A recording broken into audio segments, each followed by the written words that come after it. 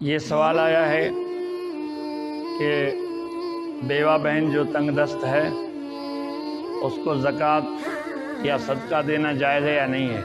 جی ہاں، اگر وہ تنگ دست ہے، ضرورت مند ہے تو اس کو صدقہ اور زکوٰۃ دیا جا سکتا ہے۔